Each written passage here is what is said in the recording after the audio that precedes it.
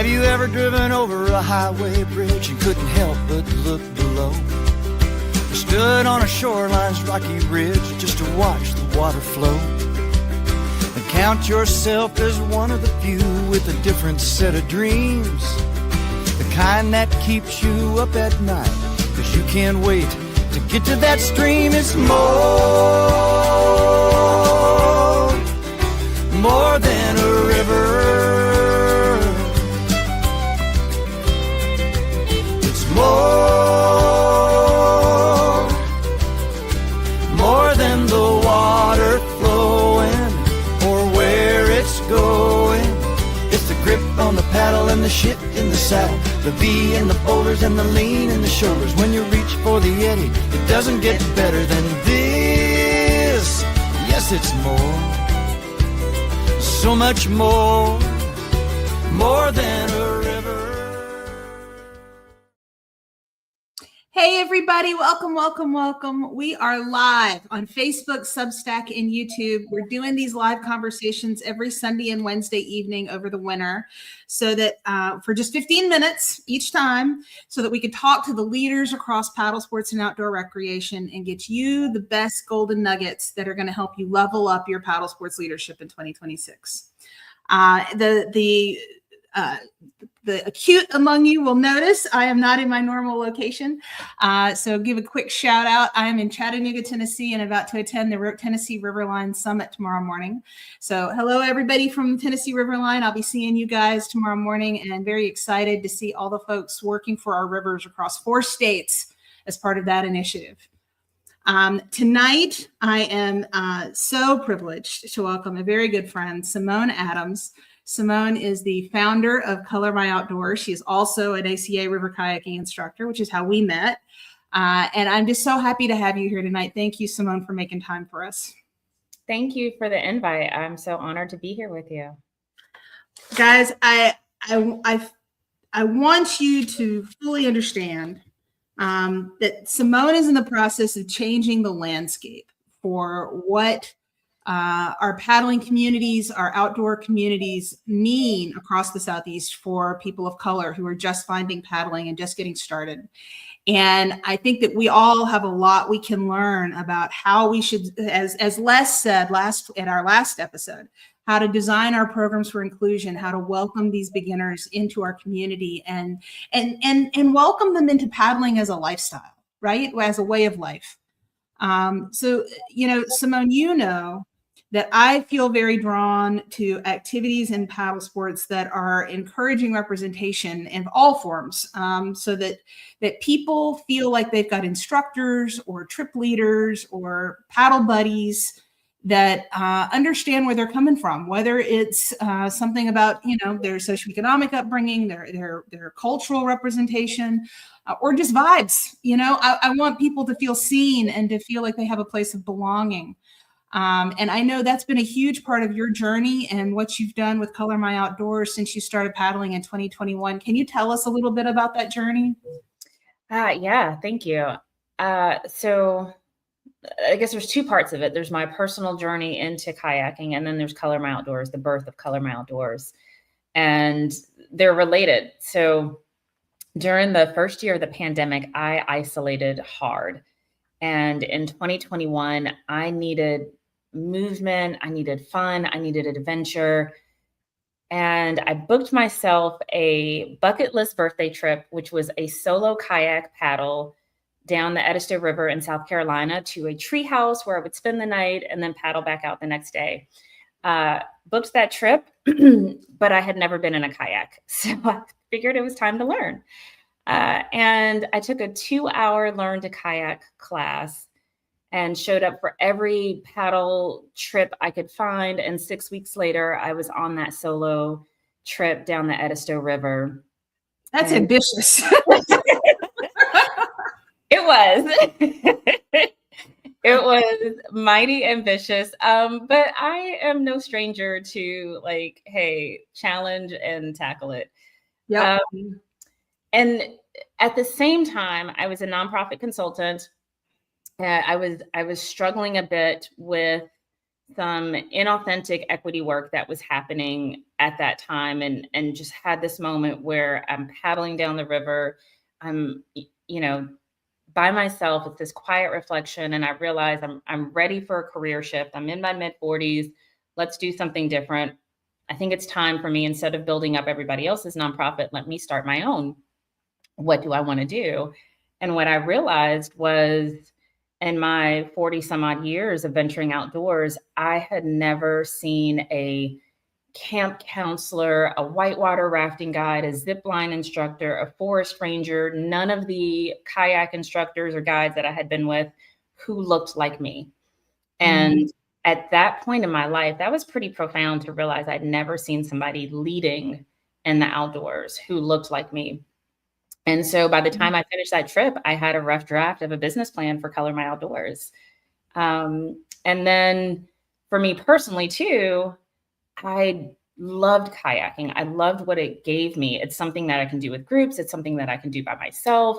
5 years later, I've personally purchased 4 kayaks. Hopefully I'll get my 5th one this year. I'm trying to figure it out. Bought all my own gear. I've done multiple expeditions, earned my level 2 instructor cert, thanks to you. I've introduced friends to kayaking, and then Color My Outdoors, we're going to start doing some programming this year to influence generational change and introduce parents to programming. So kayaking, this has been full circle. Yeah. So let's talk more about that generational change bit, right? Because I think that that's such an important concept for leaders in paddle sports to fully appreciate, that it's not just about giving someone their first opportunity to kayak and splash around and have fun and understand it's fun. It's really we've got to address more than that, right?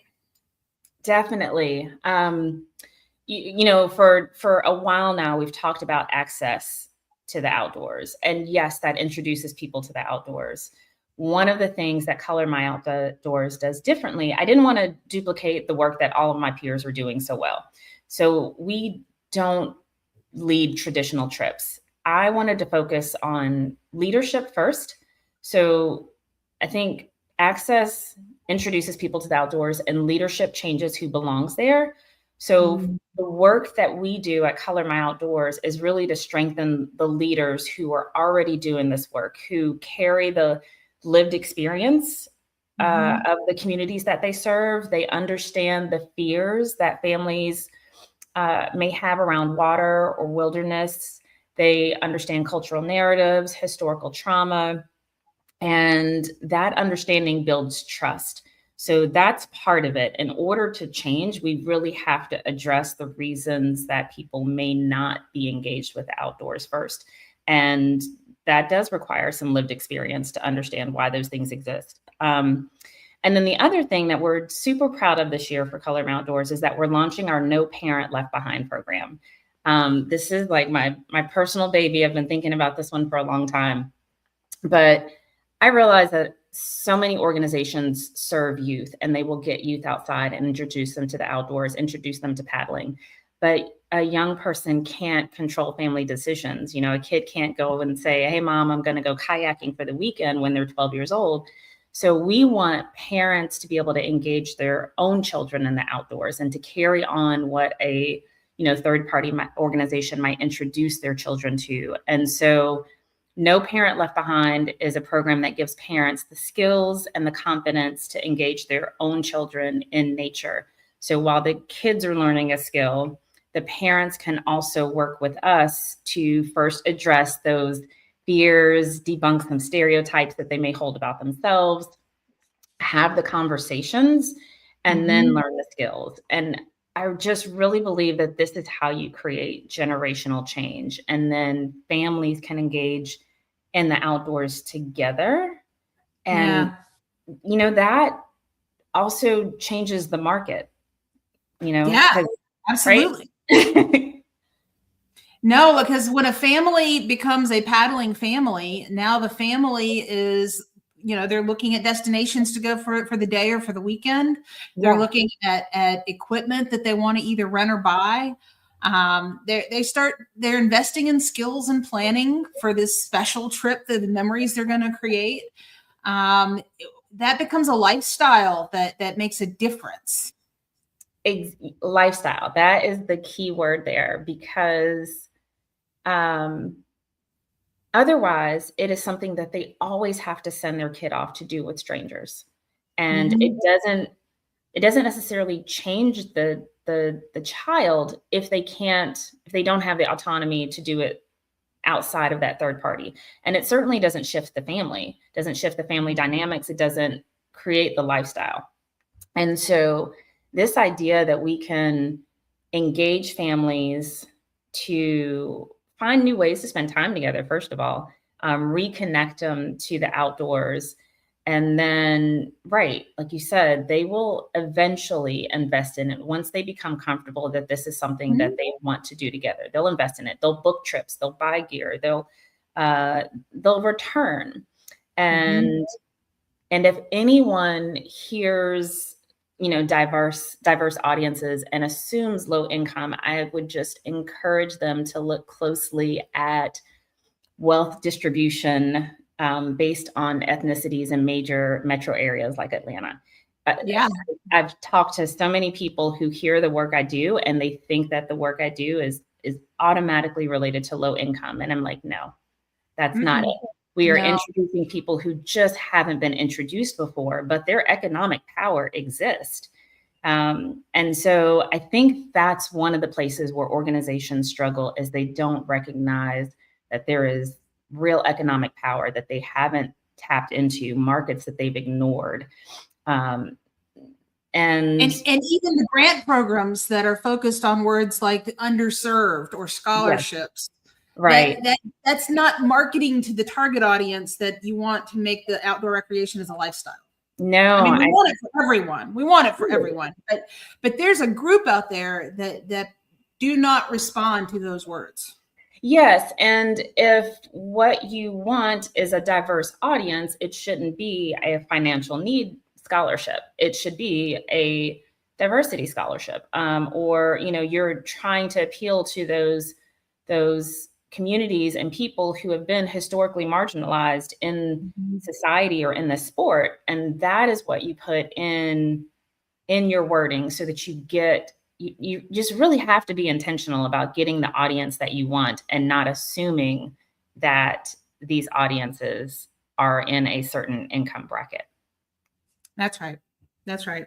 Well, look, I'll be the first to say, and you've heard me say it many times, I always want to be part of the solution, but I'm stumbling my way through it like everybody else. And I work with a lot of people that are equally well-intentioned and coming from legacy organizations and don't necessarily know the right way to design our programs for inclusion and to reach out and to partner with folks that do know the right things to do. But I know Color Up My Outdoors has put together resources to help folks who are in this spot where they're trying to make that next step towards driving change in their programs to welcome everybody. Talk to us about those resources and how can we make use of them? Thank you. Well, first, I will sort of backtrack to say, I think organizations really need to determine if they are ready to welcome new audiences, right? That's a first step, because harm can happen if you begin inviting people, but you're not ready to welcome them. And that's a longer conversation that we'll have to have another day, but hopefully people can kind of understand the difference. And that work starts internally within the organizational culture. Later this year, we will launch some coaching and some communication and culture audits to help organizations understand where they stand within that and align their intentions with their practices. But right now, we already have a starting point, and that's on our website. So at colormyoutdoors.org, and I know you'll post this later, we host a regional, look at you, thank you. We host a regional directory of outdoor organizations across the Southeast that are led by people of color who are already guiding trips. They're already teaching skills. They have already built community. And I just want to encourage the folks who are ready to engage these new audiences but don't know how, to go to that directory, fund these organizations, partner with these organizations, contract their services, and be really intentional about engaging new audiences in a way that feels meaningful. But that means that using the people who understand, who already have that cultural sensitivity, and using their services. You don't have to do this alone. Everything doesn't have to be done in-house. And we have a myriad of people and organizations out here who are already doing this work and already connected to the communities that organizations want to reach. And so check out our directory and tap into the community that exists. Yeah, and guys, let me point out in the show notes, I've included the link to the Color My Outdoors website as well as their LinkedIn page. I've also included the direct dial link to this directory. So if you're trying to take a step towards doing something different with your program and you're not entirely sure what that is, if you're anywhere across the Southeast or just want to learn from some of these organizations, reach out to somebody and ask those questions and figure out the right ways to go about it, and build a partnership, and use those links and let's go make some great things happen for all these new paddlers that want to be a part of what we do, because it's such a wonderful way to connect with nature and to connect with ourselves and to build community. Simone, I want to thank you so much. I know you're just coming off an on-water expedition, and I really appreciate you taking time with us tonight. And this is I just love the work you're doing and the organizations you work with. It's such a rich and robust community, and I appreciate you. Thank you so much. I'm so glad that you are a part of this work. So, guys, I want to remind everybody on Wednesday night, we're going to be live once again for just 15 minutes. We'll have Risa Shimoda from the River Management Society. She's going to be telling us about the programs that River Management Society is doing with river keepers and water trail organizations, helping us with these fragmented efforts all over the country to get to best practices, to get to understanding how we can best advocate for our rivers in these really special places. It's going to be a good one. And I really want to thank everybody who's following us on all channels. A lot of you have figured out the secret trick. If you sign up on our Substack, you get the email updates and you never miss your favorite speaker. Special thanks to those who have upgraded from the free subscription to support our work here. That definitely makes a difference and helps keep me caffeinated. I appreciate that you want to support the work that we're doing. It's making us all better at this work that we're doing in paddle sports. Thank you again, Simone. And thanks, everybody. We'll see you Wednesday. Thanks.